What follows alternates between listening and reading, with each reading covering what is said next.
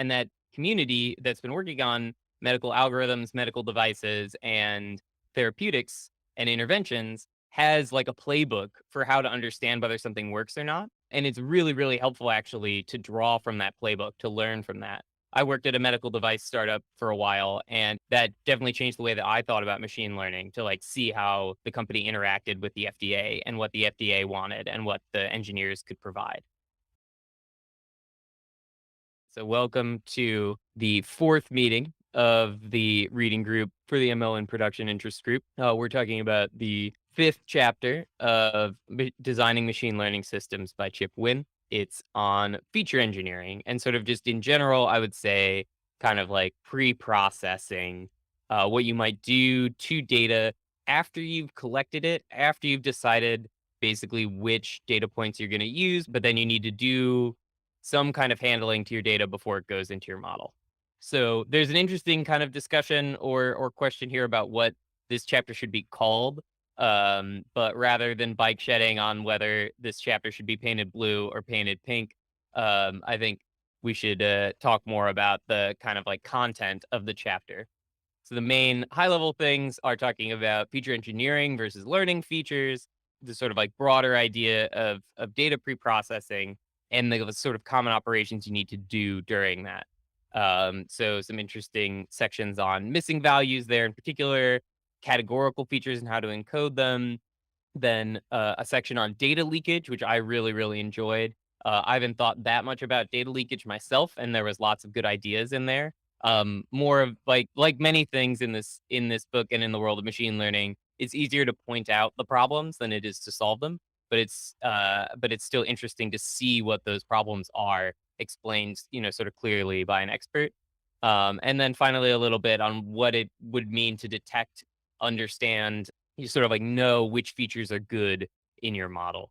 So that's the last section. So out of those high level sections, does anybody have any that they thought were particularly interesting or that they want to kind of like dive deeper on, offer their hot take or considered opinion on one of the chapters, subchapters? I saw there were a couple comments from Daniel at a couple places, maybe some questions around data duplication and things like that. Oh yeah, think somewhere in there, I left a comment somewhere in there about data. If you search data duplication, it's probably at that point. My comment or question is more, it's computer vision related, and situation is, I would in the Kaggle hockey whales competition, which is happening right now. There's pictures of whales, and there's images that's literally a camera that took a picture of a whale, but they kind of did like a burst shot. So you have maybe like 5 frames of the same whale, but the burst shot is like milliseconds apart. So it's to the human eye, it's basically the same thing. And of course, it gets the same label. And I was just wondering, has anyone dealt with this situation before where they got a burst shot of the images and they're basically the same, but maybe the vision model can tell they're different? Mm, But if you try and split that, I'm pretty sure the vision model is going to be able to overfit. So it's similar to like this yep. data duplicate. I think it's similar to data duplication situation where people might have copied data for different data sets and then you have copies of the same thing. Yeah. Um, So we can definitely dive into that specific case in a second. I just want to make sure we're all on the same page with like where this is coming up in this chapter as a whole. So this comes up in the data leakage section. So data leakage is when information that you think is only in like when you do something on your training set that makes use of information from the validation and test sets in a way that you're not expecting. So if, for example, you take your whole training and validation set and you use that to determine what your mean and standard deviation are for standardizing your data. Or if, as Daniel was saying, you have really, really similar data points that you don't know are super similar to each other, and you split those into the training and validation set, the model has basically already seen the data that you're showing it in the validation set. And so that might make you think that your performance is going to be higher on a test set that is not going to have that data duplication. because you aren't going to get more pictures from that same camera burst pointed at that same whale in your test or set or in your when you're out there in production taking in new pictures of whales, right? So it's when there's a correlation that you didn't intend between your training and validation and maybe even test sets that causes you to overestimate the performance of your model in production. A big one is a lot of people think you should always split your data completely randomly. This is a really bad idea with data that's correlated in time, which is, almost all data. You want to split and probably use, say, like the last month of data as a test set rather than randomly getting a month's worth of data from the last year, because this more closely tracks what it's going to be like when your model is out there in production. It's going to see data from a time that it has never seen before. So it's good to be able to get a sense for what your model is going to do as data changes over time. From a data leakage perspective, we view that as there's like a temporal correlation that the model might be learning that we don't necessarily want it to learn, and that we don't want to include in our evaluation of the model on the validation and test sets. Yeah, in that context, maybe we can consider Daniel's question about how to handle this kind of specific example of computer vision duplication, or if you just have any particular examples from anything you've come across of hard to handle data duplication. I mean, not sure if this is feasible in a Kaggle competition, but I mean, let's say this was like a real life problem and if this bird shots is something that, that's done, then maybe what you want to, I'm not completely sure what the problem is, but maybe what you want to classify is, maybe one, the input should be I don't know, a sequence of bird shots, and you classify that sequence as whether or not it contains a particular whale rather than input being a single shot. Does that make sense, Daniel? Yeah, that makes sense. And then when you were mentioning that, I was just thinking, well, if it was in production, you could probably just do it hashing. I mean, you could just check for similarities in the images. If it's small enough, Right. that could be pretty fast. But this data set's it's big. So I didn't know if I could do it really I don't know if I want to take that hashing function and do this one. I forget the name, but I'm pretty sure there's some search libraries, which are basically embedding based search libraries. I forget the name, one popular of those one.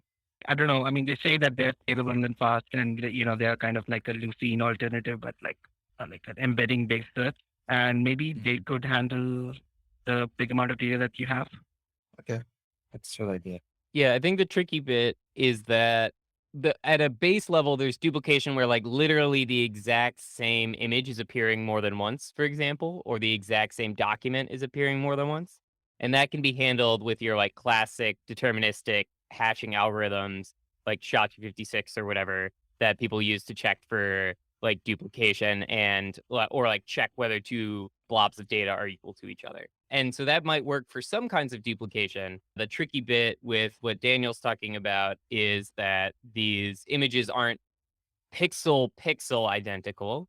Even if just a few microseconds have passed between two images, the least significant bits are going to be different in all these images. And so they won't hash to the same value.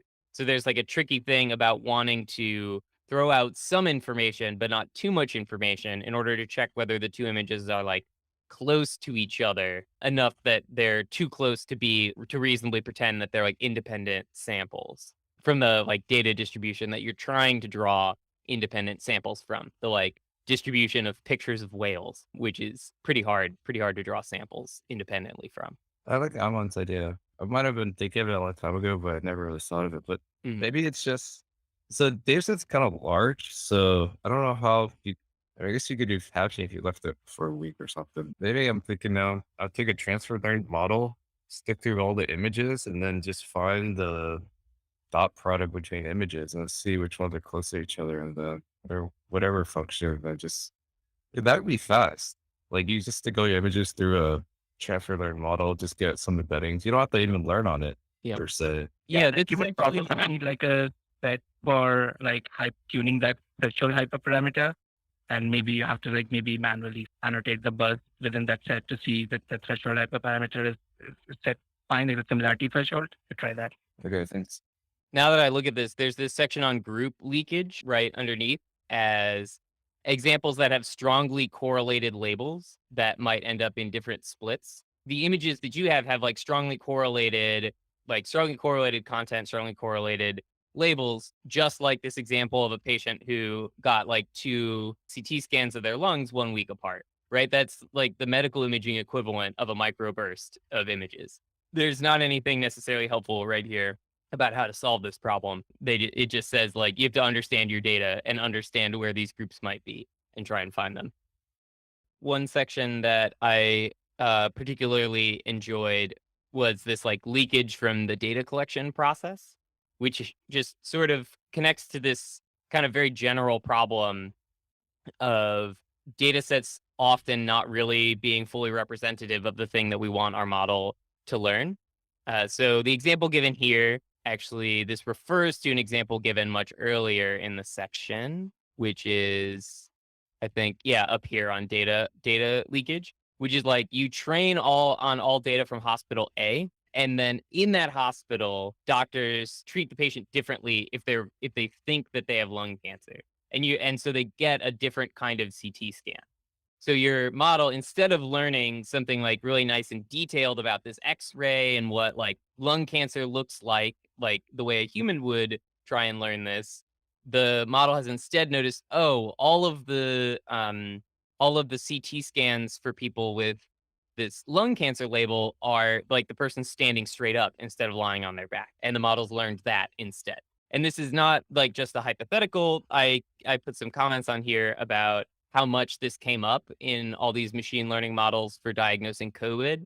There was a literal example that was like people who were already like sick with COVID tended to be put into X-ray machines back to front rather than front to back. So like basically the X-ray is upside down for people who might have COVID or who are already very sick and therefore are more likely to have COVID. And so the model basically learned, oh, if it's flipped upside down, then the person probably has COVID. So this is like a very general form of, I don't know, you could call it data leakage, but also just like data invalidity, where the like content of the data doesn't truly in its distribution like capture the thing that you want the model to learn. And this is the sort of thing that is very scary for people trying to like develop and deploy machine learning technologies, because it's much, much harder to detect than other kinds of data leakage.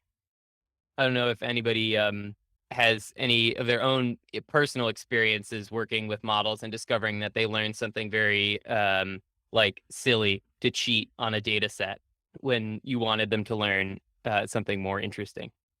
I don't have any examples that come to mind, but I do know for what I do for computer vision is I'll check a grad cam I'll do like a spot check of grad cam with the final predictions and make sure it's looking at the model seems to be looking at what I want to look at. But if you have like an ill-trained model, sometimes you might have like some labeling box in a picture, and then it'll really look at that labeling box or whatever, or some other part of the image. So I use GradCam to check for potential data leakage or just models not doing what I wanted to do. Yeah, GradCam is, for folks who aren't familiar, it's an attribution method that gives you like a pixel level map when it's applied to images that says this pixel has like a high gradient. If I were to change this pixel, the label would change more quickly. Whereas if I were to change this other pixel, it would change more slowly. And I've definitely used GradCam for that purpose in the past. I ended up switching over. There's like an increasing level of sophistication for these kinds of tools. And one reason why is that GradCam, like if you randomize the weights or randomize the labels, it gives almost the same results. There's some good work like from Moritz Hart and Ian Goodfellow and Julius Adeboye that shows just how much you can break in your model, and GradCam still gives basically the same answer. Like it definitely helps, and it's a useful test that will give you lots of false positives, but is unlikely to give you false negatives. So it's unlikely to tell you that your model is like looking at something completely dumb and be wrong about that. But it might give you sort of like false confidence about your model. Yeah, I don't know if other folks have tried using like model explanation to try and detect these issues. Yeah.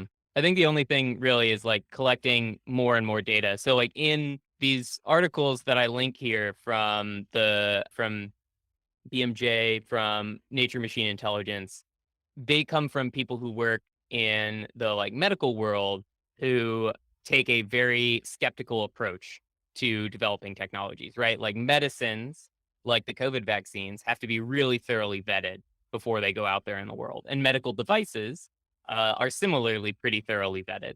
And so if you want to make a claim like, oh, this thing can tell whether you have COVID or not, the FDA is going to be like, yeah, prove to us that that's true. And there's lots and lots, and that community that's been working on medical algorithms, medical devices, and therapeutics and interventions has like a playbook for how to understand whether something works or not. And it's really, really helpful actually to draw from that playbook, to learn from that. I worked at a medical device startup for a while, and that definitely changed the way that I thought about machine learning, to like see how the company interacted with the FDA and what the FDA wanted and what the engineers could provide. Similarly, I posted this a little bit in the Discord, but one of Ben Recht's graduate students, Deb Aji, I believe, is like writing this nice blog post series covering that idea, sort of like talking about just how much you can learn from other fields that have approached problems of model validity and model correctness. That in machine learning, we tend to call them distribution shift, we tend to call them data leakage, and that like kind of narrows our imagination for ways to solve the problem. Yeah, any other thoughts on the data leakage? Another thought is there's like a paragraph in there that says something about you might have two independent features and you think they're independent when they're used by themselves, but when you have them both together, you might get a leak because you have both of them now. An example they use is duration. And if you, in your training features, if you have a start time and an end time, individually, they don't, you're trying to predict a time duration. And in the training set features, if you just had start time or end time individually, that would not leak data into predicting a duration. But if you have start and end time, then that directly leads into predicting a duration time. I guess I didn't think about that before, but in hindsight, because it's common sense, I think it's gonna probably come. I have a feeling that's probably gonna come about some point in the future.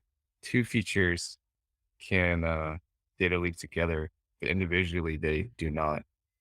Did they Yeah. talk at all about if you had a data set contained in continuous time, so it's not necessarily start and stop for the entire data set, but so this kind of common in like robotic image data sets, so they're looking for landmarks on a map. The data set is image, and each image has a time step to it. But the entire data set is a continuous time. Or have they looked at that as having instances of? Yeah, I would say the biggest thing in that would be you definitely don't want to, if you have a bunch of these videos from robots that have been with like landmarks annotated in them, you don't want to do your like training validation test split within each video, right?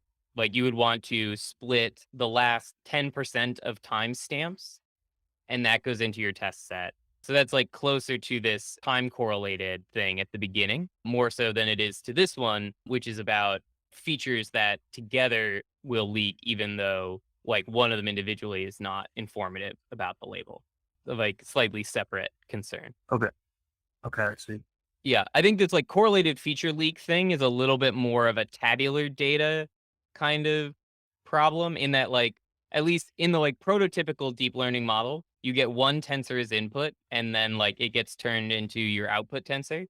And there's not necessarily an idea that there are kind of like discrete features that you might be able to like add and drop. But as deep learning models like get more multimodal, as they start to get like applied to more tabular data, graph data, this kind of thing actually does come up quite a bit more often, where you would actually care about like the idea that like you have these individual features that you're selecting and adding to your model or removing from your model.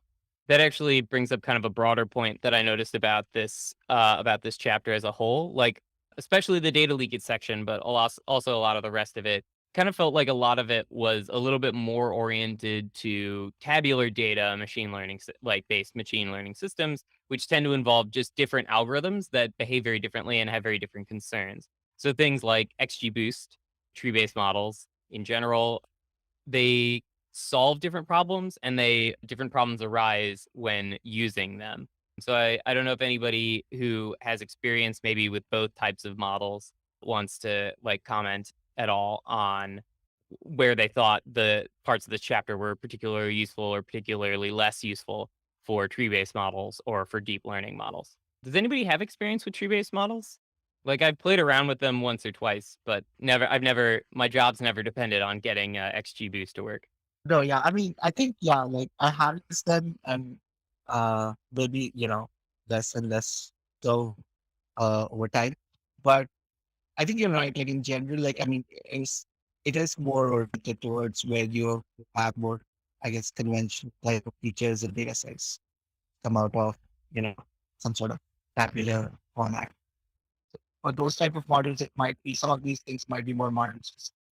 Some of the stuff, I guess, is more general, like you want to look out for the data lineage, irrespective of the type of model that you're working on, but some of the section.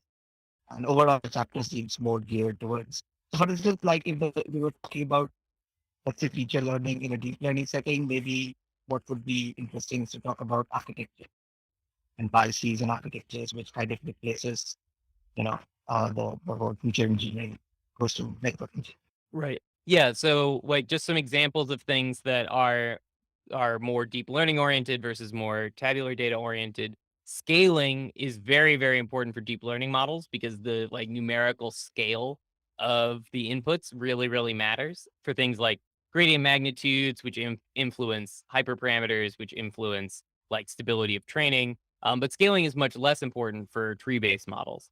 And I think Aman also mentioned that like handling missing values, on the other hand, is something that you like kind of got to do for any data set. It's more prominent probably in tabular data, but it's also something that's going to come up as you're joining and collecting and creating your data set for a deep learning model. Maybe it's more common on the labels in deep learning than it is on the inputs, but it's still there. And then one that's much more important for maybe tabular data would be like this feature crossing example that like you need to construct features out of combining multiple features together because like these tree-based models tend to be kind of axis aligned. They really care about individual features rather than combinations of features. And they're like nonlinearity is somewhat limited and their ability to sort of like detect nonlinear interactions between features is much less than their ability to detect like nonlinear behavior within a feature. So just some like concrete examples of what we were just talking about there. And yeah, I'd also agree with Aman that like some of this stuff around feature engineering kind of gets replaced with architecture engineering in deep learning when you need to approach a new problem where people have not developed architectures because there's like novel things about your data. You need to like if it's a completely novel form of data, you might need to start from scratch, which is very hard. If it's a slightly novel form of data, like your point clouds have an extra layer of annotation to them, maybe you can like take an existing architecture and just slightly change it. It looks more like altering your learning algorithm than it looks like altering your data, which if I remember, Aman, you were the one who pointed out that was how people were approaching some of the issues in the training data chapter as well. I think it was, oh, actually, maybe that was you, Daniel, the focal loss, the discussion on focal loss. You put it in a nice way in terms of like, oh, this puts the problem of solving imbalanced data on the learning algorithm and less on the data. So I see a sort of like consonance here between how you described how focal loss helps with class imbalance and like how Aman described like architecture engineering as the replacement for feature engineering in a deep learning context. Yeah, just less human in the loop. Yeah, I would think of it as more like trying to put the human focus on the places where it's like most valuable. So if we can automate some of the feature engineering steps and like move it to a more abstract level like architecture engineering where human intuition is better, then the human machine learning engineer is freed up for things like gaining a deep understanding of the data set so that they can determine whether there's data leakage in these like complex forms that we discussed, like becoming more of an expert in DICOMs and chest x-rays so that you can find the issues that the machine learning algorithm won't be able to find. So less about like operation vacation and like automating away the human aspects of machine learning engineering, and more about sort of like lifting the like productivity of the human machine learning engineer so that they can do like better and more impactful work. I guess now that I'm thinking of this, when you do feature engineering, and I'm remembering this from the Andrew Ng deep learning specialization on Coursera, Mhm. there's still a place for feature engineering, but it's usually when your data set's small. And and why you want and why feature engineering helps when you have a data set that's small is because you as a human are inputting your human knowledge into the features to, Mhm. to try to get their model to learn quicker. You're basically trying to instill your knowledge or some additional knowledge that's not in the original features into the model so it can learn faster. And it's very useful in small data sets, but it kind of dies out when you go to larger data sets because the assumption is we go to a larger data set, the model itself can learn these feature crossings by its own, but it has problems if your data set is too small, something like that. I think that's correct, and I would note that you need to have a model with a large enough capacity to learn the things that you might input by feature crossings or by like feature transformations. So like it needs to be like if it's a tree-based model, it needs to have sufficient depth to be able to like perform multiple nonlinear transformations of multiple things and then combine them together. It's a hyperparameter of your tree-based model. With a deep learning model, it just, it needs to have, enough depth, enough width, like it has to have enough capacity to be able to learn this like complex function. So one example of that, actually, I jumped to this positional embeddings one. There's a paper that just came out this week that claimed that you don't need positional embeddings in these transformer language models. So positional embeddings are a way to add sequence information that says this word came before this word and 3 words before this other word, which this information gets lost basically inside the transformer attention mechanism. You kind of got to add it back in. So this was just like in the original attention is all you need paper. They were just like, yeah, we like this information is getting lost. We should add it back in. They didn't really like do an ablation study and check how much it helped. But it turns out that if you train for long enough in the right way with the right hyperparameter choices, the model will basically learn these kinds of positional embeddings and you don't need to include them. And there's also, I think there's some stuff from the from Anthropic AI, who are also big language model people. They've also looked at like ways that you can represent position without having it explicitly added into an embedding. So yeah, so in general, a lot of this stuff does apply at the like small data regime, but then, in the end, a lot of us are not training 100 billion parameter language models on, all the text on the internet. We're training models with tens of thousands of labels because each label costs $100 because you have to ask a radiologist for it, or you have to ask, it has to go out to 100 Amazon Turk labelers. There is still a place, I think, for this feature engineering, just maybe in concert with these like pre-trained models, with these trained on these giant data sets. Yeah, I guess I've got to add, this is the rebuttal to Amon's comment about moving from feature engineering to architecture engineering. When you have a small data set and say tabular, it's probably usually the case. If your data set's too small, feature engineering is going to get you a lot more bang for your buck than architecture engineering. That's true, but I guess the idealized deep learning setting where you have a lot of data. So for tabular data, I guess I had something that's, I learned this from the Fast AI course. It seems like at least Jeremy Howard, who's the main person of this Fast AI, his conclusion, one of his main conclusions on tabular data is you go with the random forest or some tree method, and that's usually gets you pretty far. And you can use it as a baseline. And that's like the first thing you do for tabular data. Or you should try. And then you add on a neural network and then see if it helps or not. Is your data set large enough or you have enough information? So I think if you have less data though, and if it's like tabular type of data, mostly unless, somehow for your data set there is, some pre-trained model really helps, you are probably better off just doing, normal feature engineering and not using like a deep learning based method. Yeah, I don't know if there's really real generalized tabular data models. Tabnet. Yeah, I didn't really read the paper, but I think they used retention on like tables, essentially. Like they modified it for it to be used on tables, and they Mhm. trained it on a bunch of tables.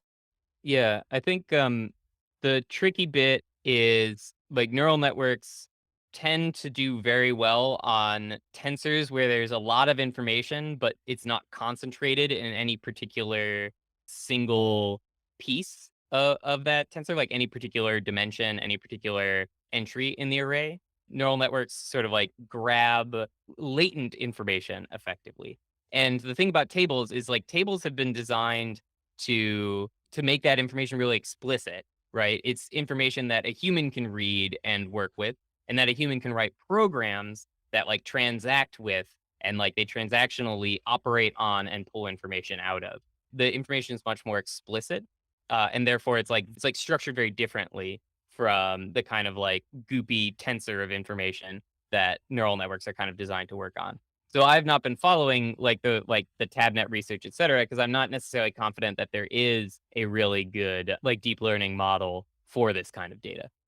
I mean, to push back a little on that though, like text data is also pretty concentrated that way, right? So I mean, in theory, I mean, there might not be one that works very well right now, but do you feel like there's some sort of like fundamental limitation which would, you know, Yeah, I would say that if anything, it's that the fact that tables contain text data is probably the place where neural networks will eventually start to win out over tree-based models because they can do something like pull out rich information from that text that's like implicit, and that would be like harder for a human to pull out. So like right now, that's maybe done by a person looks at the table, they look at the text columns, they develop like 100 different features of that text column that are like contains this word, doesn't contain that word, those kinds of text features. Right now, that gets incorporated into the feature engineering stage of a tree-based model, and then the tree-based model does well off of that. Maybe using neural networks to pull out those kinds of features and automatically discover those kinds of features in the text data in a table that then maybe goes into a tree-based algorithm that also operates on the like non-text columns, for example. Like maybe that kind of hybrid approach.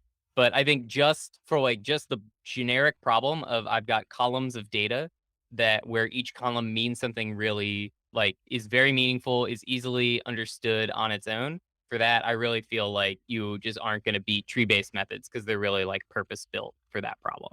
But I look forward to be proven wrong by DNNs are all you need 2023 paper that blows XGBoost out of the water or whatever.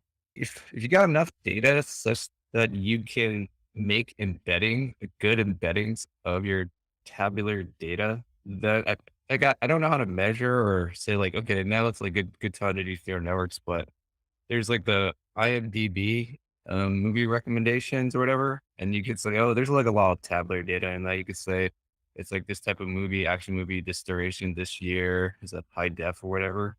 I think there's like enough data in the IMDb movie review such that you can make embeddings of each movie, and then you know how users like seeing the movies, Mm. and then you could stick that into a neural network, and it can get good enough embeddings such that it might. I think there's quite a bit of work that, or there's been evidence that's better than just a tree based method. That's like the one of the few examples I've heard where a neural network by itself might be better than like a random forest or something for Mm. tabular data. Mm. the Yeah. other thing, I don't know if you guys, I haven't used it a lot, but I have used it once though. Like there's something called feature tools. I mean, there are these essentially auto ML for like feature engineering or auto feature engineering type libraries, which do these, creating these like pairwise features. And I don't know, they have other interesting things. I don't know if you guys have ever tried it once and it kind of helped, though it still didn't Mm. get to the point that I wanted it to. So, eventually I had to, use other things. But I mean, I'm just curious if someone has used any of these automated training. What type of data were you working with when you used that? That was more tabular data. I mean, it was like you could create like combinations of features. Okay.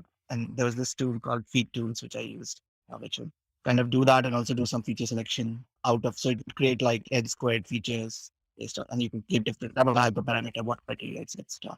One quick counterpoint to the idea that you like in order to learn complex features, you might need like tons and tons of data is this phenomenon of double descent that's been observed in like all kinds of algorithms. So both like classical polynomial regression, and then also in deep learning models, which is that there's maybe a nice picture here. Let me see if Francois Fleury's thread on this has a good picture.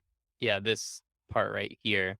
Like as you increase the degree of a polynomial from linear to quadratic, quartic, and then finally a perfectly fitted polynomial here, like the error of this red line relative to the true line in black is like exploding. Then if you increase the degree even further, higher and higher and higher, eventually it actually goes back down again. That's the double descent phenomenon here. Train error keeps going down, test error goes down, then back up when you're overfitting, and then back down.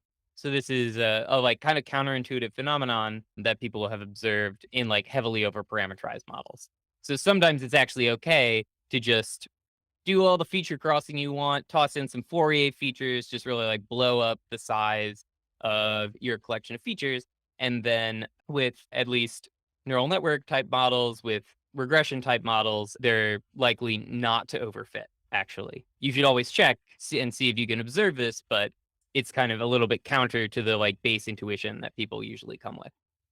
Yeah, so when this double this paper for deep learning came around, I saw a number of people, I guess, who've been working much longer than I have, posting that this is a phenomenon that has been known for like heavily or like in non-deep learning regimes too. And my thought really was all everything that we about overfitting was that all alike. Like, I mean, why were we talking about? Like, it seems like it was always a good idea to add more features, like and add more parameters. I mean, I don't know. Yeah, it is true that it's not like a deep learning specific phenomenon. I tried to make that clear in the comment that I put there that it's something you can observe with just basic regression, no fancy stuff. I think the answer is probably that people tend to start with a small model and then like make it bigger and bigger. And then they only see that the performance that the error went down, then it went up. And they don't just keep going, right? Who would look at that? You know, if you could only see the left-hand side of that chart, if you only see up to polynomial degree 7, who's going to be like, oh, what happens if I keep going, you know? Like maybe it'll get better. And I think it also has to do with your method of fitting. Like if you use maybe full batch gradient descent is less likely to give you this double descent phenomenon. Maybe using these like second order solvers is less likely to give you like LBFGS is less likely to give you this phenomenon. There are settings in which this applies and doesn't apply. So before you go too whole hog on double descent, I would, check the literature to see if people have looked at it in the particular model and setting that you're thinking about. Because overfitting is real. I've overfit before, I've seen it. Yeah, true. But this is actually a fun thing that I've seen when teaching. When I teach people about overfitting. I show them the pictures. I like show them nearest neighbor models and polynomial models. And then I like switch over to try and get a neural network to overfit MNIST. And it's actually pretty hard. So that sort of suggests actually that there's a lot to this double descent thing. It's like a fairly robust phenomenon, at least with deep networks and simple data sets, that you actually don't overfit in the classical way. Unless you're unlucky and land in that regime where your model complexity and your data are really aligned. All right, it's about 10 o'clock now. One little thing at the end here. There was some interesting discussion here on continuous, like taking discrete things and making them more continuous. Definitely check them out. There was some comments from, I think, Aman, definitely on methods for that. And you can continue the discussion here if you want. Like other people will see this and can comment on it.